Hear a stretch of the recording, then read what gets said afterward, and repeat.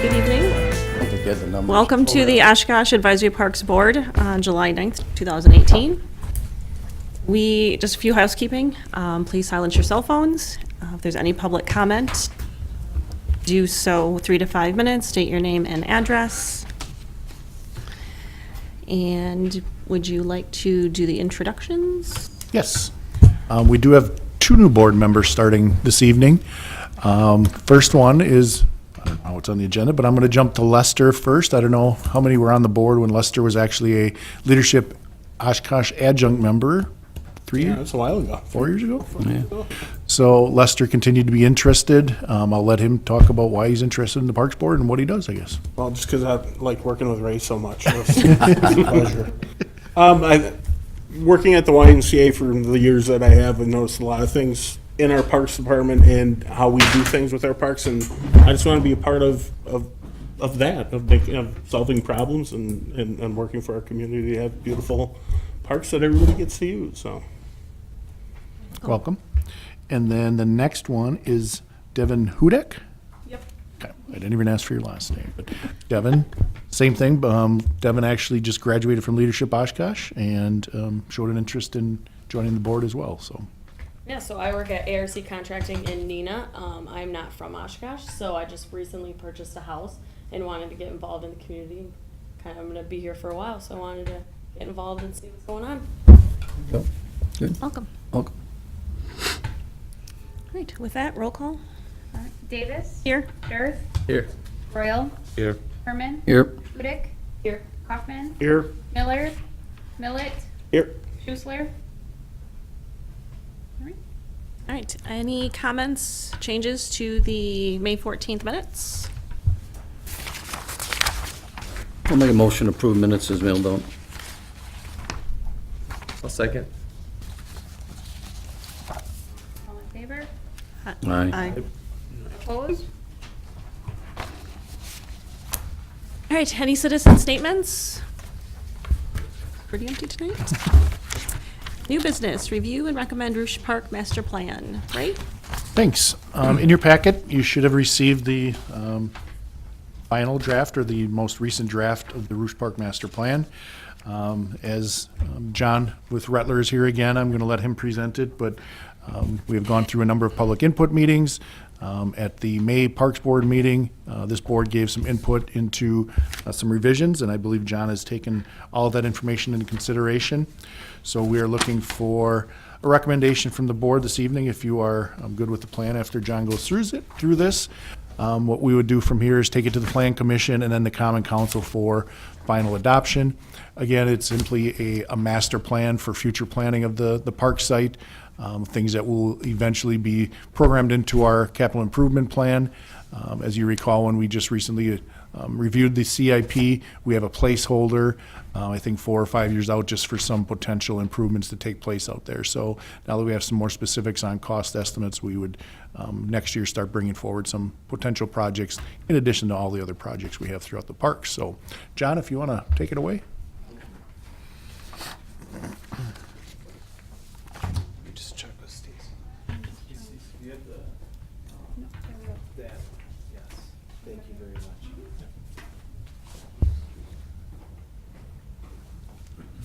Let's see.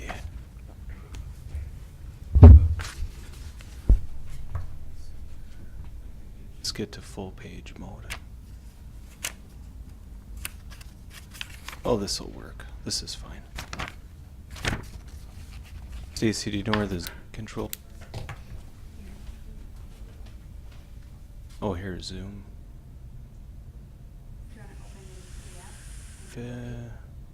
Let's see. I just want to get full page. So, yeah, here you go. Sorry about that. It opened up in a goofy format for some reason. Yeah.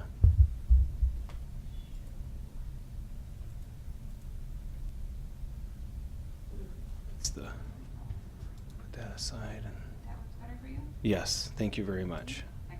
Excellent. Thank you. Yep. Well, good evening, everybody. John Kinnear with Rettler Corporation. We were brought on board to prepare the master plan for the Rouge Park site. We have a draft document that we've prepared that will go forward to the Plan Commission and as Ray mentioned, to council for adoption. The point of this study is to allocate land use and then also to allocate future funding for the capital improvement budgeting that would eventually make it into the corp for future development of the park. A few things that we did included in the plan. First of all, the section 1 has the acknowledgements.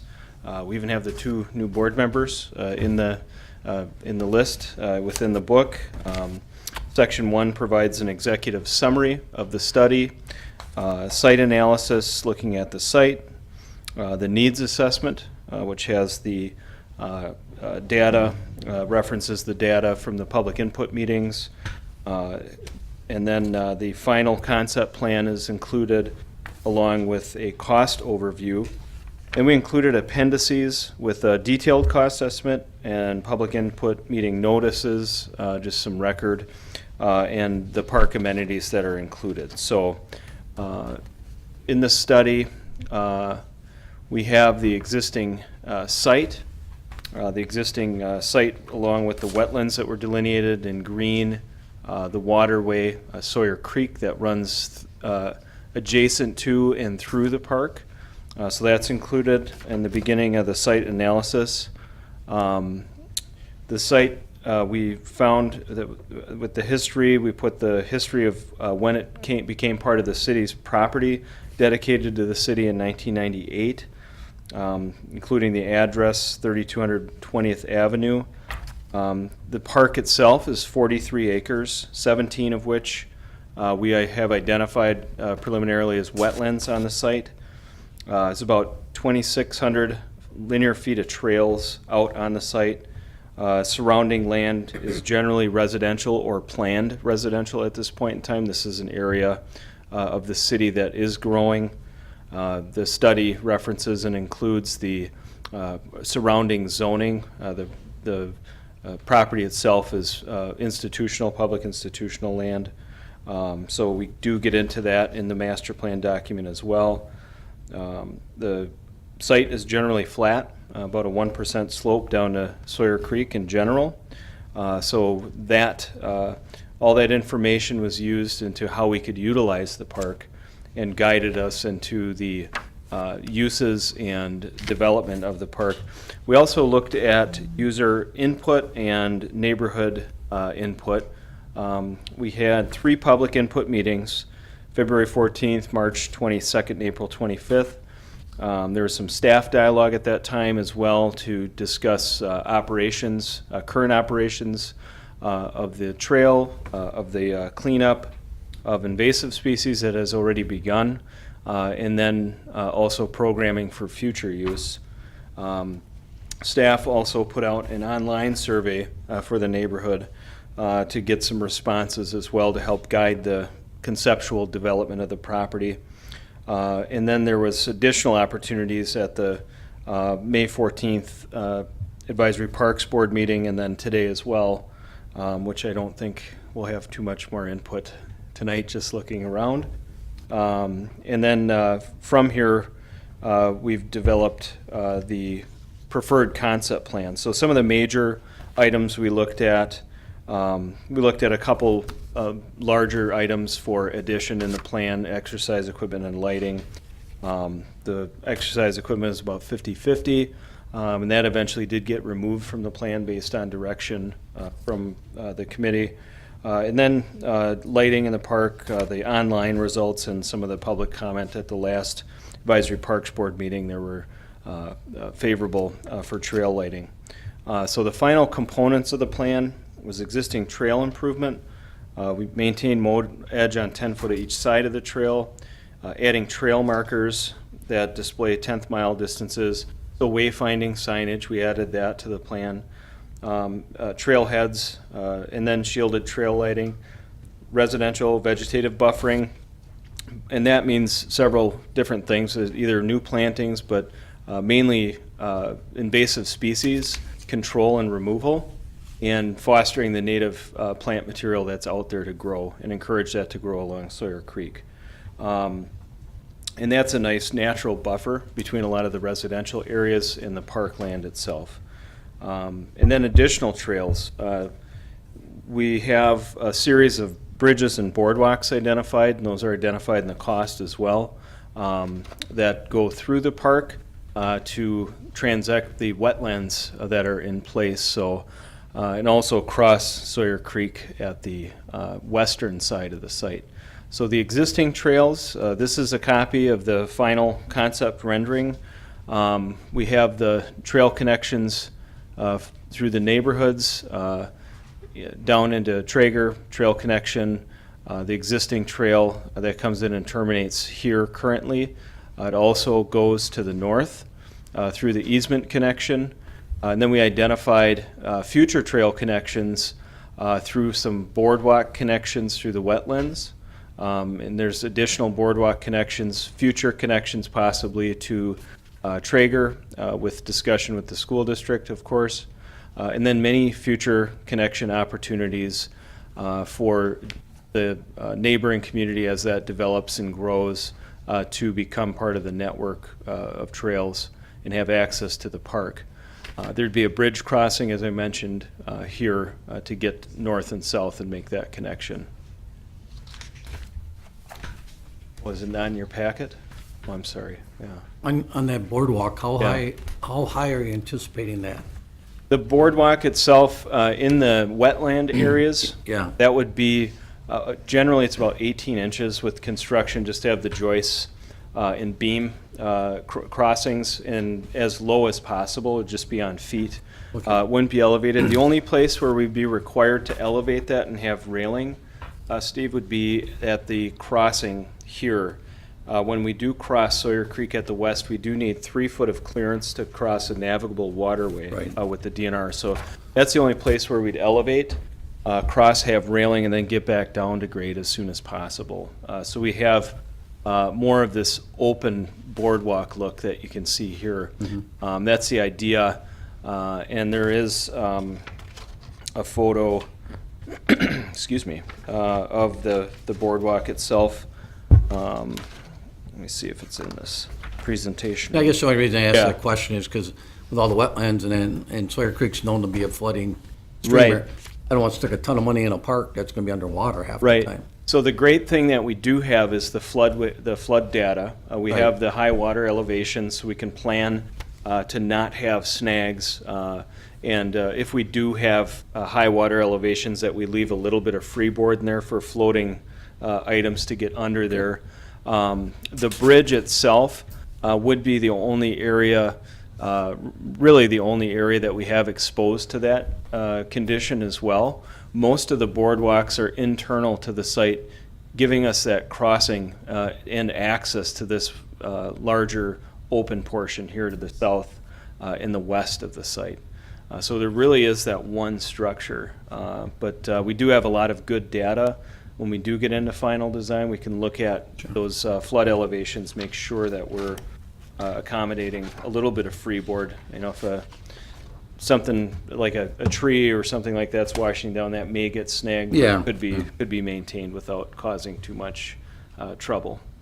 And then the estimate of construction. Right now, we're carrying just an estimated cost of $413,810.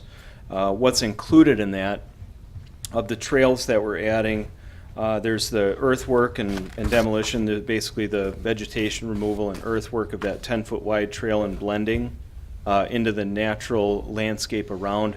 There's $102,000 for that. Utilities, which includes a majority of the utilities out there, are stormwater management and electrical. That would be the majority of the utilities at $64,000. The walking paths themselves, the crushed stone path, the ADA compliant crushed stone path, we have about $32,000 in for that. Miscellaneous costs, I can reference the master plan, but that would be some of the native plant work and things like that.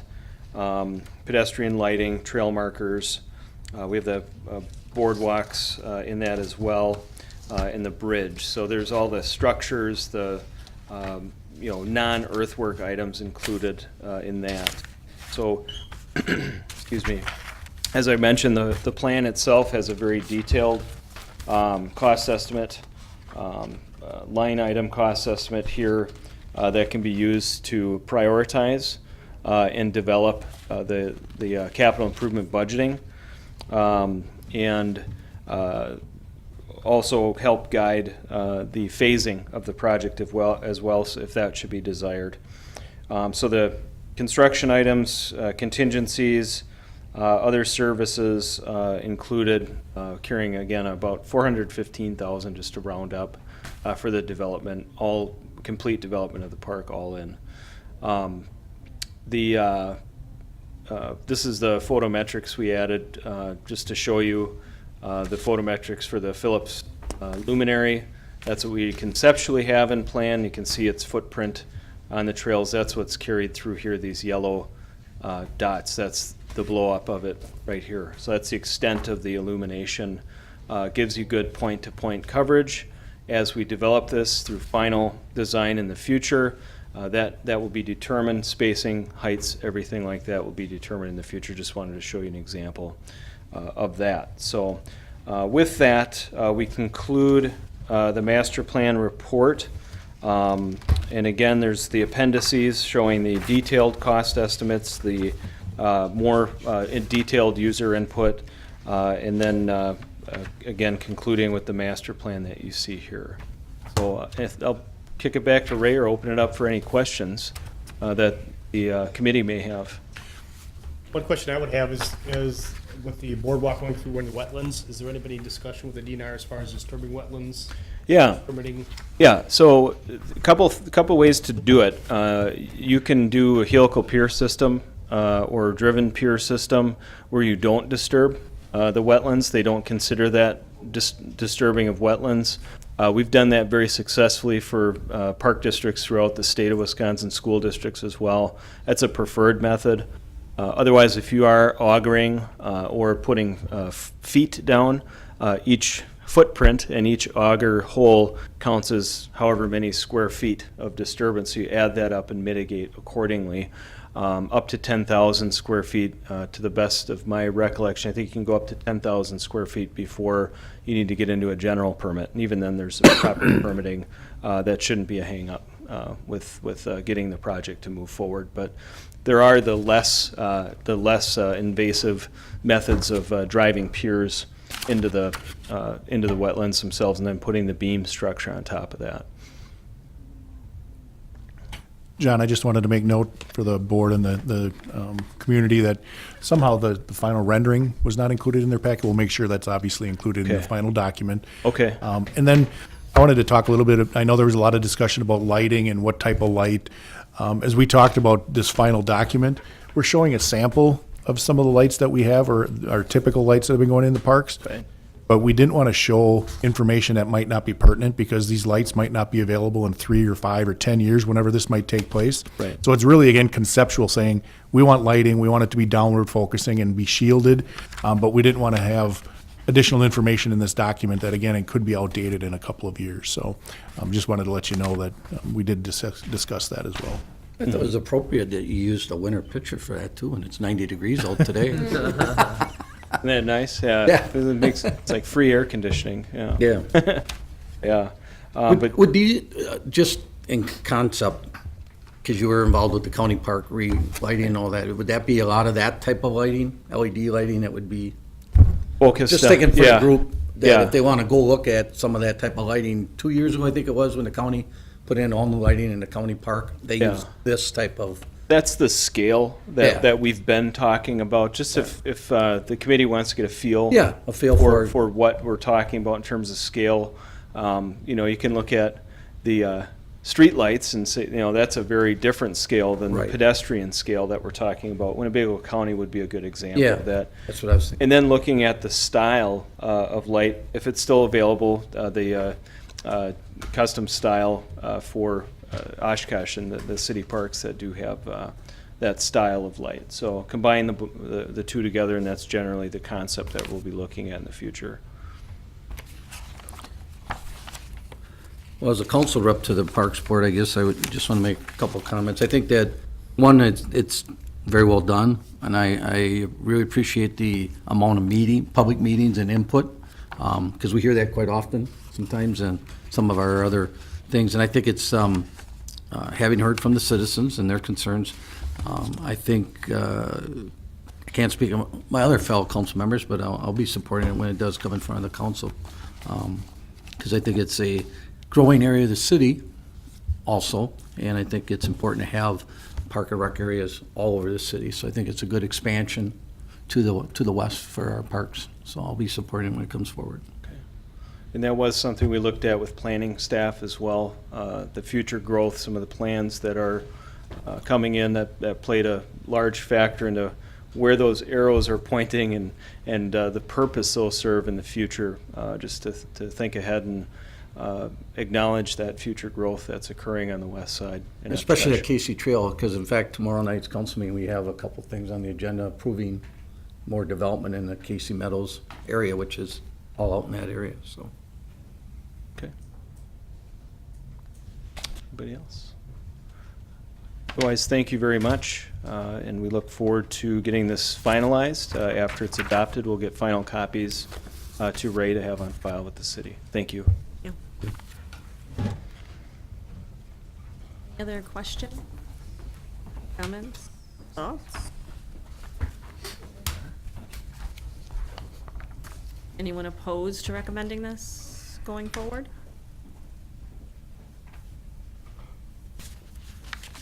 Would somebody like to make that recommendation?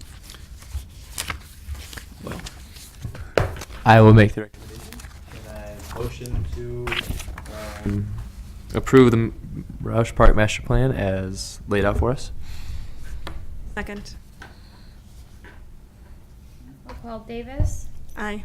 Dirth, aye. Royal, Aye. Herman, Aye. Hudak. Yep. Kaufman, Aye. Millet.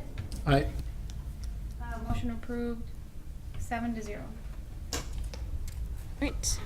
Up next, Spanbauer Field renovation. While Stacy is pulling this concept up, again, this is a project that we are working on with Rutler Corporation.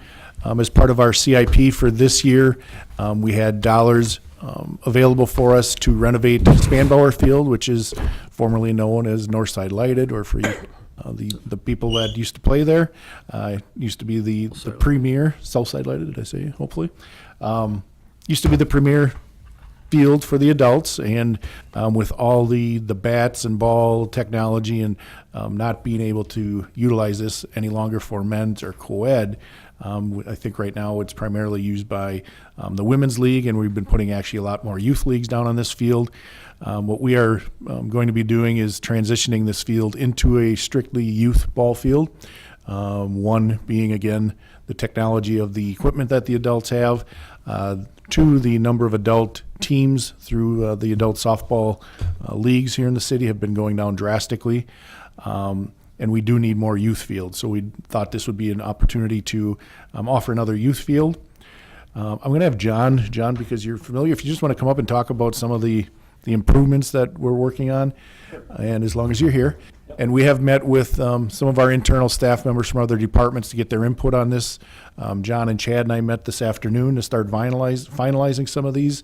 And John and his staff will be working on moving forward towards bidding documents with the hopes that this could be bid out and brought to the council sometime, hopefully in late August is our goal, to bring it to council possibly for an award. We'd like to get this project rolling this fall and hopefully completed possibly yet this fall or early into spring. So. Right. All right. Well, thanks, Ray, and thanks again. John Kinnear, Rutler Corporation. We started work on this project in the overall assessment of athletic facilities within the city. We had a pretty good idea of what we were going to be looking at. This was in the Corp as well as improvement designated as to be improved. Really what we're doing here is taking this down, as Ray mentioned, to a youth size field. Chad, correct me if I'm wrong, but we're 225, is that correct? Taking the distance of the outfield down to a consistent 225. And That's from home plate to where the edge of the green is for the new outfield. We're removing the old fencing, replacing with new black vinyl-coated fencing. We're removing the warning track out in the outfield and rebuilding the infield. The outfield grass we're going to leave as undisturbed as possible to save cost and to save disturbed land area for stormwater management to keep that requirement down. It's in good shape. I think we can match into it nicely. Some of the main improvements at the facility is a new backstop. We have a new backstop that is approximately, I think it's about 10 feet in from where the old backstop is, creating more space in front of the building. So that plaza space is going to become much more usable, much more inviting for people to hang out at the games and to sit and observe the games and have better access to the restroom building and be able to travel through that space much easier with maintenance vehicles. So that light gray color that you see there, that's new concrete. So we have a new concrete plaza and walkway connection coming in. It's going to reduce the maintenance that goes on there. Right now it's gravel. You can see that darker gray on the aerial. That's all gravel all the way up to the road in that warm-up area. Those areas are going to become grassed areas, and then, as I mentioned, the light gray is going to be a concrete plaza. There's bullpen/batting cages. That's those rectangles down at the end of the first and third base lines. We have new foul poles going in, and then also that green area that you see, the outfield, is going to receive irrigation to keep that in good playable condition. We'll have a quick coupler behind the pitcher's plate to keep the infield in good shape. And then also drainage improvements.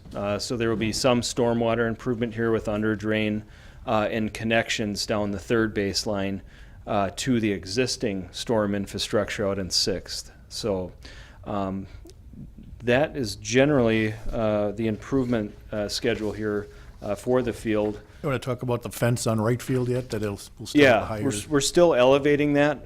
We're not anticipating as big of hits out there, being this transitioning to more of a youth use, but we still have the green monster, so to speak, out there in right field. So removing the old, putting in the new larger fence to help protect the street and adjoining property, so it's more of an existing condition. We're having a higher fence out in right field as well. Yeah, you're anticipating what, 14 under, playing on here? 12 and under. 12 and under? Yeah. Oh, and another feature here is we have 3 different base path lengths. So we're going to have base anchors at 55, 60, and 65, correct? So the base anchors will be in place for adjustment, so we can cover a large amount of youth levels within the infield itself. And then the pitcher's plates themselves will be in place. There'll be three different or four different pitcher's plates that we have You're keeping that identified for the dirt different leagues. infield? Skin infield, yes. Can be, okay. Yep, so all infield mix, that tan area is going to be all new infield mix and regraded. And then that's also going to receive under drain in the appropriate places to help with stormwater management after rain events, to help dry that up a little bit quicker.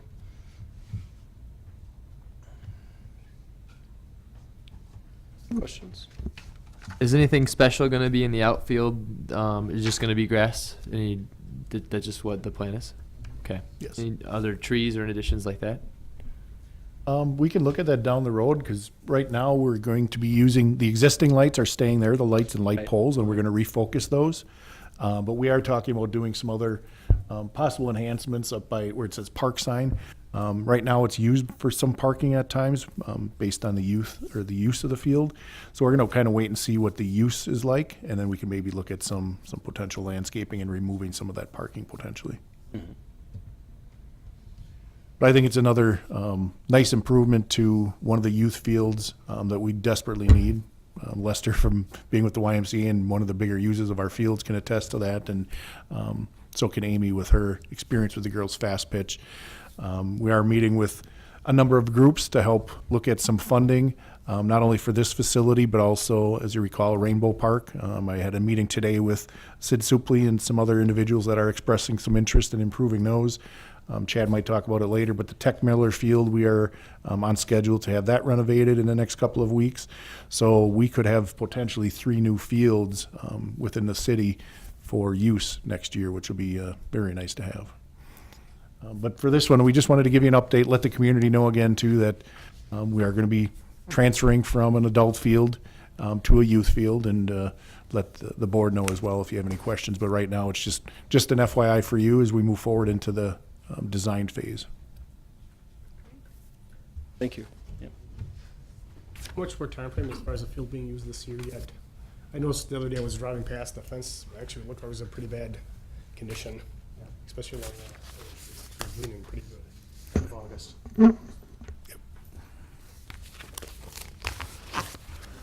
Any old business? All right, looks like you're up, Ray. Great. A couple items I wanted to provide you and the citizens with. Another item that's in our CIP this year is the renovation of the walkway, or the Riverwalk, behind the Leach Amphitheater. If you recall, some of that walkway has settled, and we received some grant funding from the Recreational Trails Fund through the DNR.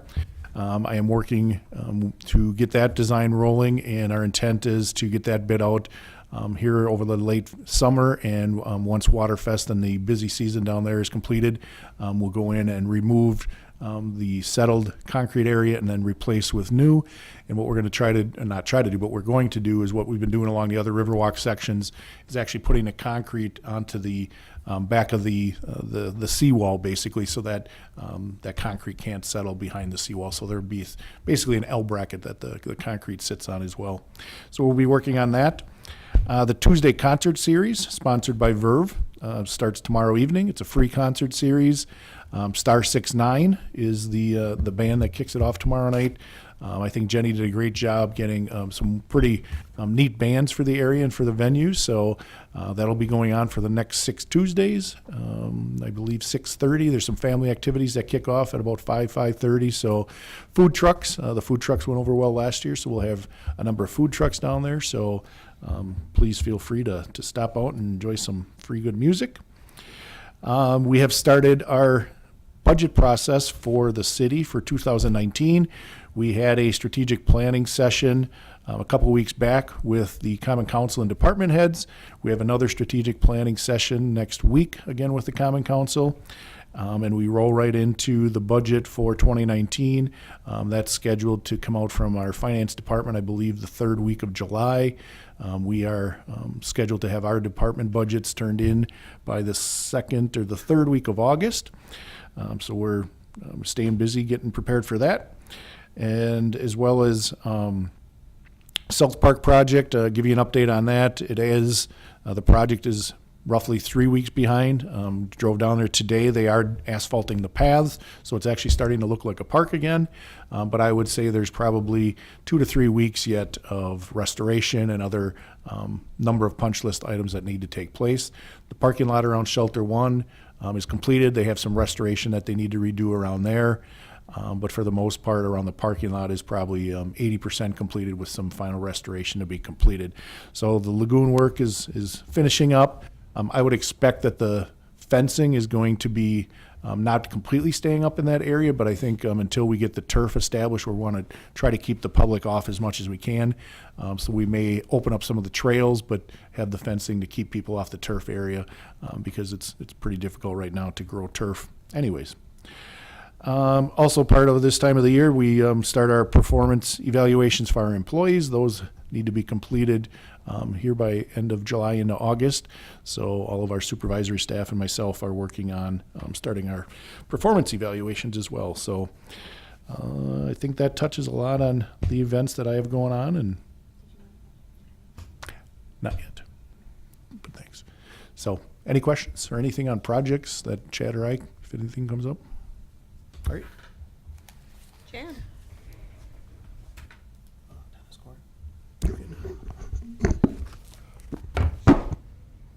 All right, just a few things for updating. It's been a good summer so far. It's been, maintenance-wise, been very busy on the mowing, athletic fields, just the whole turf maintenance program in itself. Special events have been taking a good portion of our time as well, getting things together. I think one highlight, I want to go into the zoo first, from Menominee Park Zoo, but recently we completed a great Eagle Scout project in the elk exhibit, with 5 different tree pods in there to help to reestablish the landscape and the long-term for the trees and the stability of that project. And Jacob Cutts did a wonderful job. If any of you know him or can congratulate him, seeing him throughout the course, did a wonderful job with that project. Look forward to that in the years to come as it develops from that. Also, we also have some great zoo programs going on that Dawn Harmson, our education coordinator, has been working on with Jenny to get established down there at the zoo. We have a great calendar out on social media to go through, and just want to entertain more people to come down and get involved with the zoo, because there's some various programs happening throughout the course of the summer down there. So some things that you're going to see coming up here in the near future is we have sections of the Riverwalk are going to be coming open down through the Morgan District area between the overpass and to Oregon Street there. We're going to be getting a lot of the benches out there soon, and hopefully people can utilize that location. We have some park signs that are going to be going up that Al Brullier Park down at the corner of Main Street and Pioneer Drive. Rainbow Park, as you know, has been redetermined as Rainbow Memorial Park. That we'll be putting a different sign up for there. And Mary Jewel, that's actually been on our list for a while, that got hit last winter, that we're finally going to get that installed as well. Hopefully getting out to do some park marquee restoration and painting for some of our areas at West Algoma, South Park, Menominee Park, that are getting a little tired out there, and hopefully to spend some time with those as well. Had a great year so far with memorial bench dedications. We have a couple outstanding from last year that are still take place at 24th Street. Menominee Park, we have 3 going down, 2 along Lake Drive, and 1 up closer to New York. Plus we'll be working on 2 at the Chief Oshkosh Memorial through that area. And South Park, with all the new renovations happening there, we've had a lot of inquiries about memorial benches going at that facility, and need to deem some good locations for those to go as that project buttons up here from a contractual side. Glatz Park will be down in that area working on the trail constructions that we started last year. It's just been one of sensitive areas and priority base of when we could get into there and work with that site, so hopefully we can stay on that as well. As far as major projects that are taking place, as Ray mentioned earlier with Tech Miller Park, the field renovation and batting cage construction, looking at the end of July, early August to start that. All the youth programs are pretty well done the 3rd week of July this year, and we had the contractors on board in early May, but due to weather couldn't start that project, got deferred till early August. I don't expect any hiccups with that going into next spring for scheduling, so hopefully this fall is good for that program or that facility. The zoo maintenance building is continuing in progress right now. Some things I'm waiting on a area contractor that's looking to donate some services to help us with that. But we also have contracted services on place that have followed through where they're at and just on hold where I'm working right now. And hopefully I can keep things moving in the right direction with that. Couple things you may have seen at Menominee Park. Shelters number 4 and 5 recently had their roofs replaced down there. If you remember, you probably saw a lot of shingles coming off, but those are done. We do have some facade work to do on the gable ends of those to bring up the aesthetic value of those a little bit, but the roofs were a main priority for that facility. Menominee Park tennis court project is coming along very well. They actually put down their 2nd layer of asphalt today, which will have to cure for another 3 weeks. That's going to have to be there before they can start doing any color coding and things of that nature. But it's coming along and it has the 4 pickleball courts, 3 tennis ball courts. It'll have a bang board to it as well. I think it'll be a great asset to the park down there, and people in the community will enjoy using that here in the near future. Fiegelberg Park restroom is coming along very well with the renovation and ADA compliance projects. And Tech Miller Field I've already talked about. And we're continuing to work with the Oshkosh Area Community Foundation and other and OZS, the Oshkosh Zoological Society, in regards to the Eagle exhibit. I recently had a meeting with that, with C.R. Meyer that's working with us on that project a little bit, but the price of steel has gone out of this world right now, and that's going to be a determining factor of additional funds we may need to get that project going off the board. So, needless to say, we got a lot going. It's been a great summer, and looking forward to a good late summer and fall here. So, if there's any questions, I can. Chad, you mentioned memorials and stuff. Maybe it's more a Bill's question. Where are we at with the memorial trees at the golf course, benches, signage, all that people donated? Yeah, I can discuss the trees. We moved 15 memorial trees that were on the Oshkosh Corp site, and that went rather well, so. Replanted there or other locations? Yeah, we moved them to the western portion of the property, the area that the city will maintain as a park. So all those are moved with plaques. And we probably will have a few additional ones. I've just been working on, with engineering on a couple areas where they're going to install a new stormwater detention basin on that property. So I'm going to look at some of the trees in that area to determine whether any of those are memorials, first of all, and we may move some other ones too eventually for that project. We also, with the new road coming in there, had to look at that area and moved a few trees, the memorial trees that were affected by the road construction too. So we're on track with all the work out there. Everything has been going relatively smoothly. So. And Bill did reach out to family members for the majority of the ones that we could contact and let them know if they wanted it moved somewhere else or onto the park site. So you work closely with the families as best you could. Right, yeah, we have had contact with those. Steve helped me with locating a lot of the people. So, we did make contact with everyone we could find. So. Yeah, good. As far as the benches go, Steve, we have those in storage at this point, and anybody that's called or emailed, they said we're going to hang on to those until we finalize what's going to happen out there. We might reuse some of those. Sure. If they don't want those on site, we'd work with them to find alternate locations then, so. Is there a timeline on when then we'll start that Riverwalk along the golf course?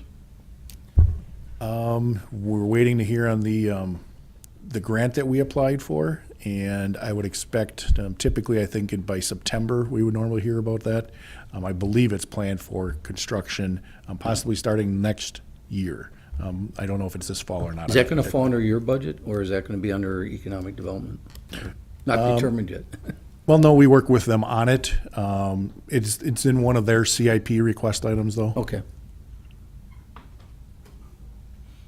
Okay, you covered my first item already. Oh, I'm sorry. Let's discuss the golf course tree move. So, the forestry division planted over 150 terrace trees this spring as part of our request program. So that went pretty well. We did a little slow start on it due to the weather, but got everything in. Staff also installed all the flower beds. We're working on maintaining a lot of the landscapes. We take care of a lot of the parking lot plantings. Various different areas, roundabouts, traffic islands, and that sort of thing. So we've been really focusing on those areas to try to keep everything in good shape. Our office manager at the cemetery, I may have mentioned previously, has started a historic tour of Riverside Cemetery. And this will be our second year of that program, and we've had great success with that. So we've had a lot of people coming out for the tours, and it's been very well received. We did a tour with the Landmarks Commission a couple months ago out there, and also it's been publicized in the Oshkosh Herald, and so we've had actually more people wanting to take the tour than we can accommodate at this point. So we've been working on changing up the tour a little bit to try to maintain interest, and the big advantage of that is just to get people out on the site and get them familiar with what we have to offer there as far as services, and also get people on the property just to get a feel for what's going on out there. We also received a U.S. Forest Service grant a number of months ago through the Great Lakes Restoration Initiative to plant additional trees in neighborhoods. So we're working with the planning department using some of those funds along with funds that are already allocated to neighborhood tree planting. So we'll be able to plant an additional $10,000 worth of trees, in some of the neighborhood areas that we're working on this fall. So more on that later as we get things rolling. We've identified a few areas that we want to begin working on. So, other than that, we've just been trying to keep up with a lot of the service calls that have been coming in, this time of year. Lots of issues come up, so we've been trying to accommodate people as rapidly as we can, but we do have a fair amount of removals that we're working on now, and other tree work that needs to be done, so the next few months will be pretty busy with a lot of that type work, so. That's all I have, unless anyone has any questions.